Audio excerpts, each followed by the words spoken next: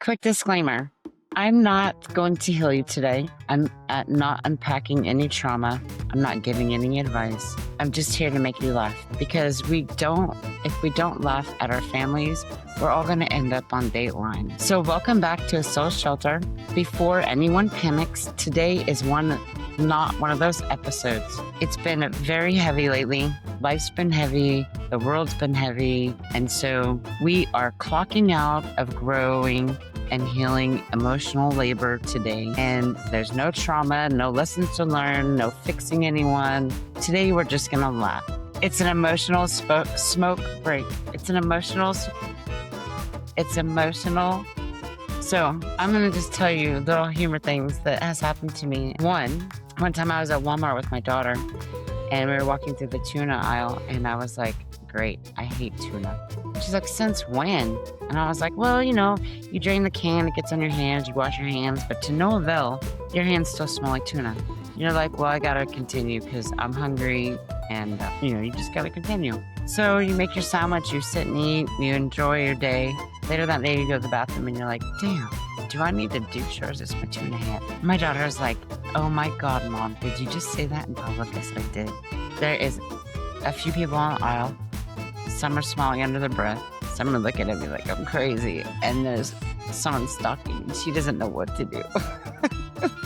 Feel sorry for my daughter or laugh at the joke. Anyways, my life was full of moments like this.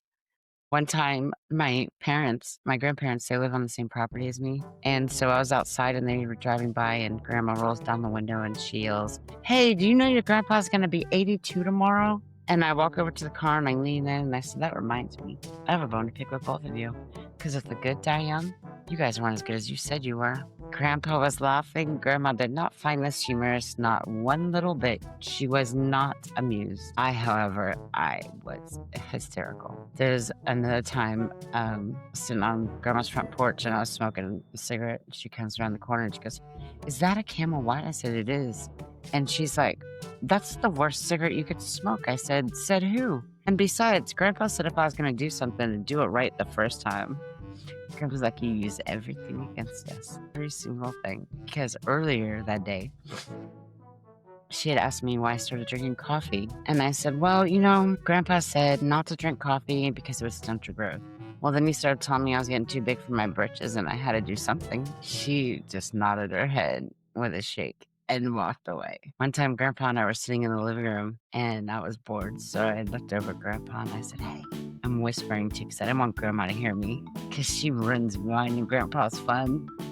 Anyways, I was like, so hey, Grandpa, tell me, when you and Grandma used to date, did you pick up cans and say, hey, we're racing dinosaurs today and I'm Brontosaurus Rex? And he said, no, I was T-Rex. And I was like, well, I thought you would have let Grandma win once or twice. And he's like, nope, I always win. Grandma walks in the room and she's like, what are you talking about? We're like, nothing. Nothing. Grandpa just has a little smirk under his lap. She's like, hey, you too. Brandy, do you know that when I married your grandpa, I only weighed 98 pounds? And I looked at her and I said, well, I would hope so. You were only 3 feet tall. And she went, I said, well, you're not much taller now. Grandpa spits his coffee out across the room. It was hilarious. And here's a picture of my grandma and my son, who is 6 foot something. And just for the context, one time we were sitting at the table and waiting for Grandma to bring us breakfast. And we were talking and I had just moved to Oklahoma. And I said, so Grandpa, where do people go fishing around here? And he said, oh, I see those Hummers down there by the Cimarron River. I said, really? Do they use their front wheels or their back wheels? And he said, they're four-wheel drive. Right. Grandma sets a plate down hastily on the table and she says, I don't think either one of you are funny. And I looked at her and I looked at Grandpa and I said, that's because she can't hear us. This woman also, she says she can't hear. Like she's deaf in one ear and has been my whole life, right? I have a friend at her house and we're sitting there talking and they asked what time it was. And I whispered, and Grandma's a decent ways away from me. And I whispered in this person's ear, I don't know, because my grandma doesn't have any clocks. She doesn't believe the time. She said, I do too. There's one on the stove. There's one microwave. She's going off. Grandma, I thought you couldn't hear. I heard that. I swear that woman has all her life had selective hearing. Anyways, moving on. I used to take care of older people. I worked at a nursing home, and I was sitting there with one of them. She was watching ER Untold, and I looked over and I said, the guy said, so we're sitting there watching ER Untold, and this doctor comes on and he says, so the guy came in not breathing. That is the first way to end up with a toe tap. And I looked over at the lady I was sitting there with, and I said, he may be a brilliant man, but when he talks, he sounds stupid. And then I turned back to the TV and I'm watching it, and then I swing my head around real quick and I said, wait, is that what you say about me when I'm not here? She started laughing so hard. And one time she was taking a long time getting ready, and they came in and said, she needs to leave. So you need to hurry up. And so I leaned down at the wheelchair and I said, hey, they're kicking me out of here. Your mom's kicking me out of here. But I'll sleep back in when everybody's asleep. And I love bringing humor to people, especially those who can't just find it. You know what I mean? Who have absolutely no control over their lives anymore. It's absolutely funny. In the same place, there was a girl. She's like, hey, can you please take us out to smoke? And I was like, fine. So we're out there smoking, and they were all talking about how money had come up missing and other stuff out of rooms. And I said, I was just looking through this magazine that came in the mail, and it had like this little wall plug thing, and you put it in there and it opens up and you can put your cards and your money in it, and then nobody knows what's at. That'd be perfect for you guys. One of the ladies says, I wish I had that when I did dope. I would have put my extra dope in there. I said, Patricia. And she looked at me and she said, who am I kidding? I never had no dope left over. I was like, oh my gosh, these ladies are absolutely hilarious. And anyhow, I do recommend visiting a nursing home and starting a conversation, because not only will they enjoy it, you will enjoy it too. Another time, I was telling my lady something. She goes, what are you talking about? And I'm like, I'm just joking. She looked at me dead in the eye and said, and why is no one laughing? Oh my God, I was just schooled by a 90-year-old. She goes, I bet you think you're funny, don't you? I said, I'm cute. She did not laugh. Anyways, there was another time, one of the ladies asked me what the blue pill was that she was taking, and I told her it was Viagra. And she said, what? I said, the person that created that got a standing ovation. She's like, you're too much. You're too much. It was absolutely hilarious. My children were absolutely hilarious. I wasn't a normal parent.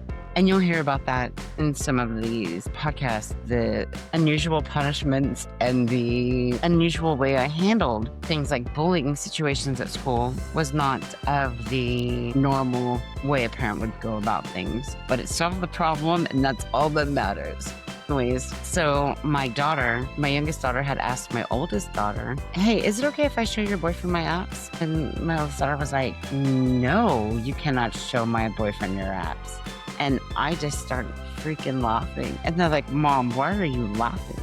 And I said, wouldn't it be so cool to walk around wearing a t-shirt that says your boyfriend played with my apps? We play with each other's apps. We could come up with all kinds of apps. There's an app for that. I don't know, I'm silly, I'm sorry. There's another time my oldest asked me, she said, hey, Mom, can Jeffrey come over? And I said, who's Jeffrey? And she said, well, he graduated last year, and we just miss each other. We haven't seen each other since graduation. And it's like the middle of the school year. And I looked at her and I said, so he's 18? And she said, yeah. And I said, well, what does an 18-year-old want with a 16-year-old? She's like, oh, we just are friends, and we just miss each other and want to see, we just want to see each other. I said, let me see a picture of this Jeffrey. So she shows me a picture of his Facebook. This dude looks like he just walked out of an underwear ad for Calvin Klein.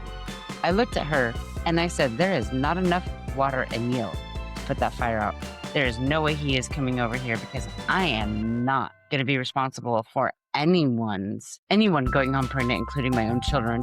And he has way too much protein shakes and intentions with that body. Anyways, she didn't think that was funny, but her friends that were there thought it was absolutely hilarious. Anyways, my grandpa's not with us anymore, but we had a lot of fun.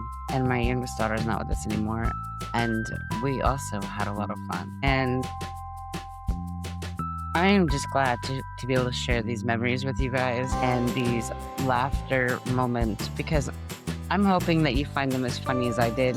Like the time that Heather, so we did family night every Friday night. And one night we didn't have the money to go out. So we were going to play Guitar Hero as family night. She's like, I am not going to participate because I have a book report due on Monday. This was Friday. So I said, hey, listen, I have seen you read Harry Potter this thick in one day. And you're telling me that you can't read a book this thin and write a report about it in 2 days. BS. Get out here and be our lead singer. Because that's who she was when we played Guitar Hero. She's like, no, I'm not participating. I said, then you will be grounded from every single book in this house and every single book in the library.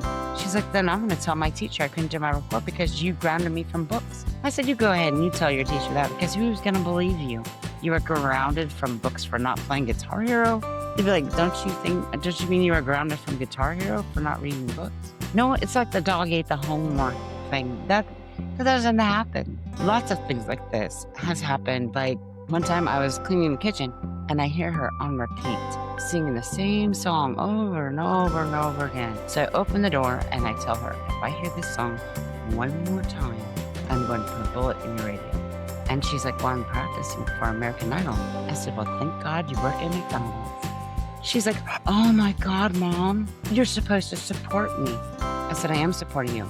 Do you want me to comfort you now or after you try out and they tell you you're not good enough? I'm not saying I want you to stop singing. I'm saying I don't want to hear this song again, because it was something like Cannonball by Miley Cyrus, and it's an annoying song anyways, but to hear it 15 times in a row makes you want to strangle somebody. So change the damn song. And she was singing in the car one time, and my son says, Heather, can you please stop singing? You sound horrible. And I didn't know what to say, but I started to open my mouth, and my stepson says, well, I think Miley Cyrus sounds horrible. And they play her on the radio. Everyone was laughing, and Heather did not stop singing. And there was another time the kids were all doing this, I'm not touching you, I'm not touching you, I'm not touching you thing. And I'm just like, oh my God. Well, my son is borderline autistic and does not like to be touched. He does not like to be touched. So I told the kids, if I hear one more, I'm not touching you, BS back there. I'm pulling this car over and I am hugging every single one of you. And my son's like, if I get a hug, somebody's getting punched. I'm like, that's my son. What are they going to do? Call CPS and be like, yeah, Mom threatened to hug us. They're like, I wish more parents would. Playful parenting, fun. Anyways, I hope you guys have enjoyed this episode. I know it's not our normal thing. And if you like this episode, I hope you comment in the bottom, funny, or anything. Just comment below. You can also tell me your funny stories in your family. Everybody has that funny person and everybody has that crazy person. So sometimes they're the same person. I'm sorry, I humor myself for fun. I hope to see you on the next episode. And I am B. Thank you for joining me. And I'm going to be back to fight one more day with you.